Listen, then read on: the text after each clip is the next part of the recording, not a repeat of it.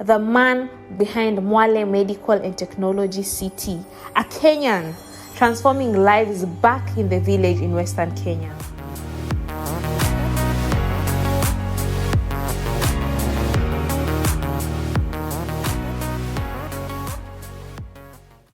He is actually neighbors with billionaires like Bill Gates, Donald Trump, and George Soros.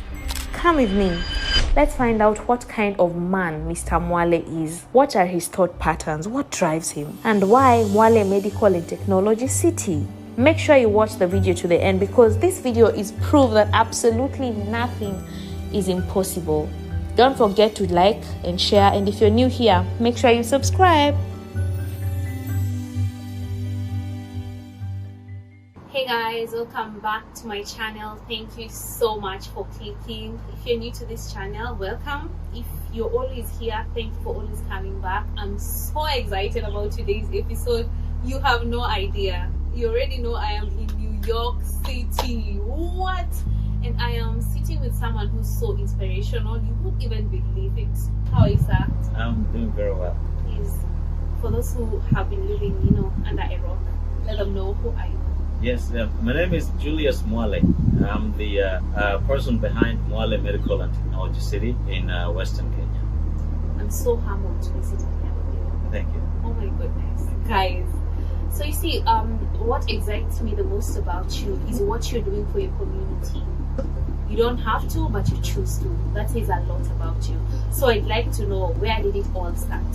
Who is Julius? Yes, I grew up in the village in Western Kenya, in Lunza area of Butere, in Kakamega sub-county. And I went to primary school there, went to high school there in Bukumu in Kakamega. And then I did a college when I joined the Air Force in the military in Kenya. And then I ended up in the US in 2001. So I've been in America for about 20 years. And in America, I founded a technology company that invented biometrics that was used online, and from there I created enough wealth from biometrics that I did research for the city, Mwale Medical and Technology City. I spent about $4 million from 2007 to 2012 doing research, and then after that I started building the city. So it's a $2 billion city. It's about 95% complete today. Okay, so I'd like to know, you grew up in Kakamega, right? Yes. Is it true that you used to go to school on foot? Yes, I went to a primary school right outside my home village. Barefoot? Barefoot.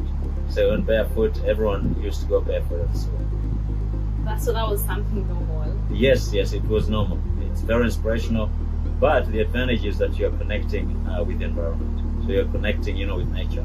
So you're connected in, you feel the ground, and you feel the surface, you can smell the rain. Yeah, you feel the sun. Okay, what kind of child were you? Yeah, I was a playful child. I was involved in all activities. I was the top in sports. I did soccer. I was a goalkeeper, a captain of the team. I was in PE, gymnastics. I was a captain, for the team. I played a lot, but I also did well in school. School was very important. Okay, so back then, what was your vision for your life? My vision was, change. How can we impact change? I grew up, I was born, by the way, in 1976. So I'm 45 years old. When I was growing up, Kenya was going through change. And, we had a lot of problems, with development, within the area. So we wanted to make sure that, we had development, we had roads that came into our area, we had electricity. We were able to go to good schools, and then we were able to pay fees for schools for the kids. So my vision was how could I change the lives of these people? How can we transform lives of our villages so that we are living well and we are able to support each other and be successful as a community, not only one person. My vision was how many of these people can we be able to transform their lives, move them out of poverty and then have them successful. Okay, so you were in the army? Yes, in the Air Force. Yes. That's crazy. Yes. How did that align with your goal? Yes, my goal was transforming the community. So, the path that I took, when I went to college, I wanted to do engineering. The best place to do it, I did telecommunication, was in the military and the Air Force in Kenya. And so I knew by getting that, I can compete with any other person in the world. You know, yes, being a dentist is good, being a doctor is good, but I knew being a doctor in Kenya will limit me to only the environment, the diseases in Kenya, and most of the problems people face in the community. But being an engineer, I'll be global. I'll be able to access, resources globally, and I used it as a conduit that will be able to enable me to become successful into my life. Okay. So you haven't had it easy. You came to the US. Yes. And you're living in a homeless shelter. Yes. So when I came to the US initially, because I was in the military in Kenya, I came to the US. It was an asylum because I had issues with my technology that I was working at the time. I ended up in the homeless shelter in New York City. I lived there for a year. 9/11 happened. September 11 happened when I was in New York City in a shelter looking for political asylum because, without paperwork or documents, you couldn't be able to do anything. So when I was in a shelter for a year, I left. 9/11 happened. I came up with an idea to be able to protect the financial system in New York. Before you tell us about that idea, sorry for cutting you short. Yes. It wasn't easy being in the shelter. Yes. It's like a movie. It's like you're moving, Yes. So your laptop was stolen Yes. when you were at the shelter. Yes. And you lost research. Yeah. Years of research. Exactly. So I was working on. New York City is it's a very different culture compared to the culture I grew up with in Kenya. So I had lived in Nairobi a little bit when I was in the military and in college, but I came to New York, and the culture was very different. So when you get in a homeless shelter, it's halfway home for people coming out of jail, and so you're meeting people that are not the mainstream people in society. But the focus was I was working on this technology, and I was like, how can I get it out? And so the environment wasn't that important for me. Although, the culture shock was very, very big because the way you talk to people, the way the foods that you eat, the weather, the climate is very different because you had like winters that have shorter days. So you had 6 to 7 hours of sunshine in the winter. And then you had longer summers that have 16 to 18 hours, when the sun is outside. So it's a very different kind of culture. So during the summer, for example, I'll find myself out at 5 o'clock in the morning and there was sun and I didn't see anyone else outside. So I thought, oh my God, these people are a little bit lazy in this country. They don't wake up when the sun is up, and all that. So it's a culture shock, very, very big, in Kenya. What kept you going, What kept me going was the vision. So vision is that how many people can I transform lives? I had that vision, nothing could stop it in my life. Yeah, so I was focused. I was like, I'm going to be able to change my community. No matter what, I'm going to be able to change community. So the technology, as I was talking about, the biometric technology that I came up with, gave me the best path to be able to build the networks and resources to achieve that vision. Wow, you're genius. Thank you. Thank you. That's incredible. Thank you. It's very inspiring for people, I guess, back home in Kenya and anyone in Africa to see that a black man can come up with such a technology. I feel so inspired, Thank you. Shows that just nothing is impossible. Yes, we have good education in Kenya. Mm-hmm. And everyone growing up, all you need is a vision. A vision is everything. I'm a man of faith. I have very strong faith, but I have a vision. A vision because we are all here temporarily. So we're going to be here for a short period of time. And then we have to be judged by what we do with our lives. But I want to be judged by how many people I'm able to transform their lives. How many people I'll move out of poverty. That's what I want to be judged with. That's incredible. So now you've come up with this amazing technology. Where do you go from there? Yeah, so with the technology, I went very, very interesting story. So I raised money. My idea was going out there in America. I spoke with a different accent. I am in New York. It's not a technology city like California in Silicon Valley. And so people are not used to supporting, startups. So my company and me, as my team included, we were the first people in New York to start a technology hub outside of big corporations like IBM that already had established themselves, in New York City. And so we started, by raising money, and I was able to raise about $2 million, which was at the time 200 million Kenyan shillings. I hired teams of engineers. I brought in people from India, I got space, in Midtown Manhattan next to Empire State Building that you just saw. So you mean at this point you are not like, oh, I made it in life, that's it for me.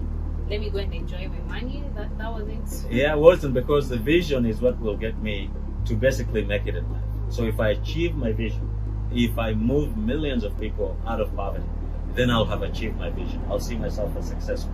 But before that, I have the energy to keep going. So I keep going until I'm able to achieve that vision. Yeah, so I raised the money, put up the company, about 60 workers initially in 2003, and then I was able to basically move and get clients, some of the biggest clients in America, like Bank of New York, JP Morgan Chase, became the first clients to try my biometric technology, which was used to secure online banking transactions.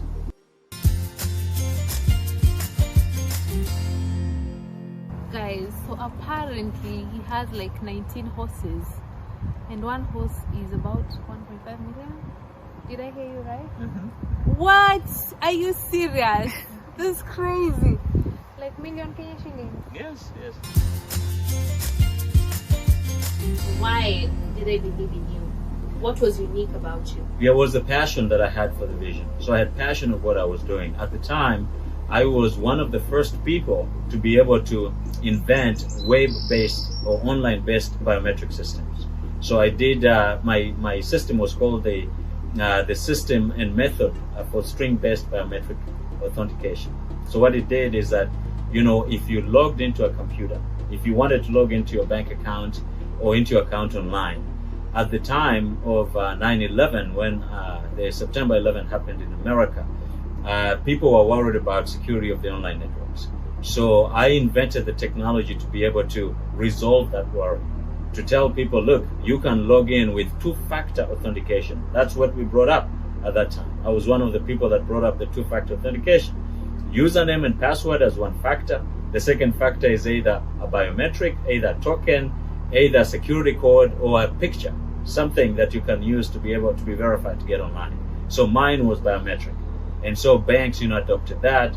More money moved into biometric research. Universities here in America picked up on it, and it became a whole new industry. And so every single biometric invention that came after I did my invention. Yeah, in 2005, that's when I got my patents, priority patents applications and all that. They refer to my patents. So big companies in the world, like Kyocera and all that, they refer and reference all my patents for every biometric, technology that is now coming up. So I was one of the pioneers in that. So it put me in a very good position. Put me in a very good position to be able to effect and reach my dream of having enough resources and enough network so that I can transfer that to transform our community there in Kenya and of course all over the world. That's incredible. Are you feeling inspired already? Drop a comment, let me know. Kenya doing all this, I just feel like nothing is impossible, So when I started my company, the market was not, they didn't know biometrics. In America at the time, biometrics was seen as very intrusive. So no one wanted to put their fingerprint or thumbprint up there. So IBM was the only company that had done an imaging for biometrics at the time. They had a patent in that area. And so I got into transforming that to be used for the internet. And so what I did was that I managed to work on legislation, work with local leaders in New York and, within Washington to make them pass regulation and legislation that will mandate, allow all the banks, in the United States to adopt a two-factor authentication. And that legislation was passed in 2004 and it was effective in 2006. And then the banks were able to adopt our technology as part of a regulatory requirement by the government, at that time. So those of you who've been wondering where Mr. Mwale made his money, this is how he made his money. Because people will wonder, I have been to Kakamega, I have seen the amazing work that you're doing, but people will wonder, where does he get all the money to do all this, So at least now, talking about Kakamega. So I went to the village and wow, what you're doing is incredible. Thank you. Guys, do you know about Mwale City? Have you been there before? Drop a comment, let me know what you think about the place. You decided to go back and make a difference as well. Yes. Why? Yeah, so again, just talking about my vision, moving ahead now, I was successful by the end of the decade, by 2007 and 8, I had made enough, resources, enough wealth to invest into a study to try to transform lives back home. So I invested about $4 million in a feasibility study with a big American company. It went on the ground. It did a study in Kenya from 2007 to 2012. And that study found out that 180,000 people in East Africa go to India for medical treatment, for specialized medical treatment every year. And they spend billions and billions of shillings every year. So I saw an investment opportunity to be able to invest in building a medical city and a technology city in a rural area, in a local area, and tap maybe just a third of that market that went to India, to be able to get treatment. That's amazing. So you mean Kenyans don't have to travel abroad now? No, they don't have. So we've built one of the largest hospitals in the world. Right now, we opened in 2019, and it's gonna finish. We're finishing 5,000 beds capacity for the hospital, making it the largest in the world. And it will see 12,000 patients every single day by the end of next year. And it has a National Hospital Insurance Fund. Patients who come in from the county, they get free treatment. Not free that the insurance doesn't pay, that it's free that they don't pay. The co-payment they're required by insurance to pay to access services at the hospital, they are not charged that amount. So building this hospital, not only are you treating the members of the community, Yes. Kenyans in general, and also you're creating employment to so many people. Yes. So the hospital now, so it's been open for about 2 years. We've expanded it now. It's going to have total of 5,000 workers. 5,000 workers. Right now, the city has over 4,800 workers that work in the city. Today. But by the end of this year, with the hospital fully completed, we're going to be over 10,000 workers, and by the end of 2022, we'll have over 20,000 workers. Because remember, this is a city with 5 districts. That's incredible. Thank you. That's incredible, guys. And the hospital is just part of what he's doing. He's building a whole entire city. It's crazy. Tell us more about the city. Yeah, so the city has 5 districts. Has a district where the hospital is the plaza. We have an airport district where we're going to be receiving patients coming in for specialized treatment. Airport bringing people in a cable car. And then we have a golf district. We've built a 36-hole golf course. And along the golf course, we have residential homes for the workers working in the city and the community.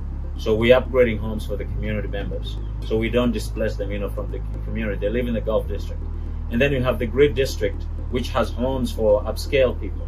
So if you're coming in, you want to have a mansion, or you're building a home that is not a multi-story, it's not a flat, you build in the grid district. This grid district starts from the first street going all the way to 12th Street. And it goes along the boulevard in a grid-based system. It's like a grid. First to 12th Street, about 6 kilometers, on the street there. And then we have the industrial district. Industrial, where we already have a big power plant, a 10 megawatt, solar power plant. And it's being upgraded to 50 megawatt. One of the largest solar power plants in Africa. Right now, it's one of the top largest power plants in Kenya. So it's already, operational, it's finished. And of course, the Elon Musk's company is working with us, for batteries, for the solar power plant. So it's a big technology city.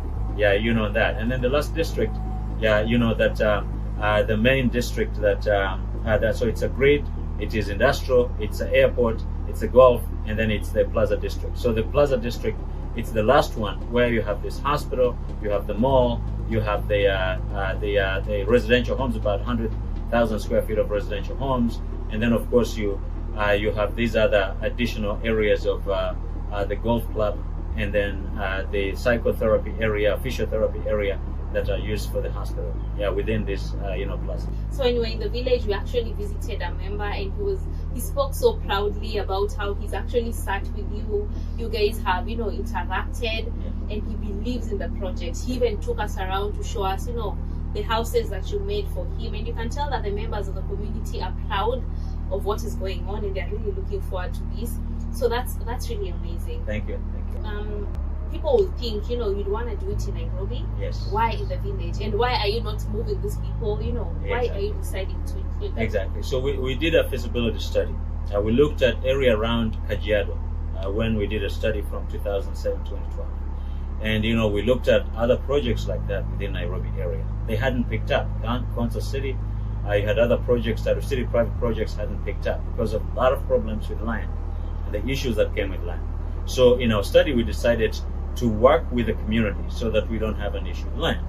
And the location of Western Kenya, it's much closer to this population in Eastern Central Africa, or 400 million people that travel to go to India. So people in Kampala, within 4 hours, they can drive and get to the hospital at Hampton's Hospital Mall, American Technology City.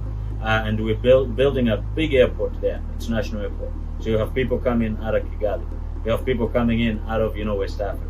The landing in from abroad, getting treated there. So we are in a central location in the East African area. And 14 counties with 16 million people. 16 million people. These counties have way more population than Nairobi. And the Nairobi counties of Kajiado, Machakos, Kiambu, and Nairobi, they have 8 million people. And yet these counties here, with the same amount of land and region, have 16 million people. So if you're targeting to provide healthcare to people, you want to do a big impact to the population, you go where more people are. And this area has more people with less resources, and it's ideal for us to be able to build a city there. Yeah, I'll say I was made who I am by many, many, many people in many places. And the biggest one was in Kenya, where I grew up in a village. That's what made me. That's where my vision came from. That's where I got my basic education.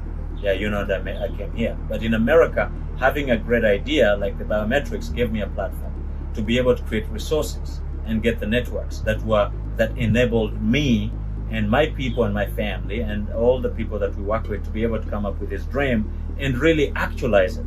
When it started, people thought it was a hoax. People thought it will never happen in Africa. Hey, Kansas City hasn't happened. So people are telling me, hey, it will never happen. Yeah, but we've done it. It's there. Come and see it. And you can believe in yourself. Yeah, guys, you're not just talking about, what we are hoping to achieve. This is something that's actually happened. I've been there, I've seen it, I've touched it. It's something that is happening, and that's why I'm super excited to be talking about this. And I believe in your project. Thank you. And I'm so happy to be talking to you right now. Thank you. So I see my role as one of enablers, one of creators, providing a space and environment for other people to prosper.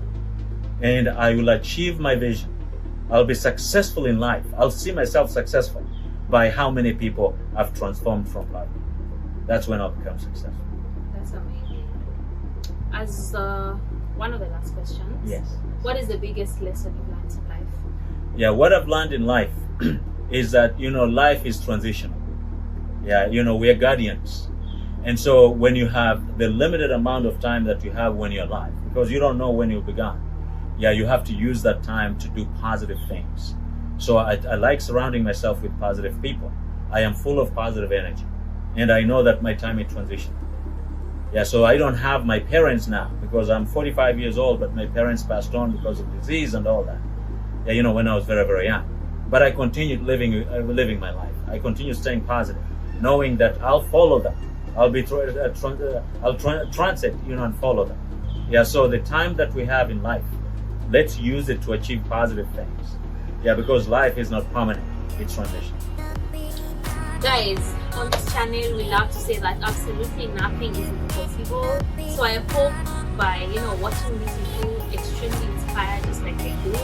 Remember, nothing is impossible, and all you have to do is yourself.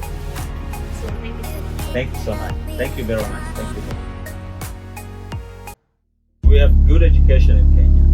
And everyone growing up, all you need is a vision. A vision is everything. I'm a man of faith. I have very strong faith, but I have a vision. A vision because we are all here temporarily. So we're going to be here for a short period of time. And then we have to be judged by what we do with our lives. Yeah, but I want to be judged by how many people I'm able to transform their lives.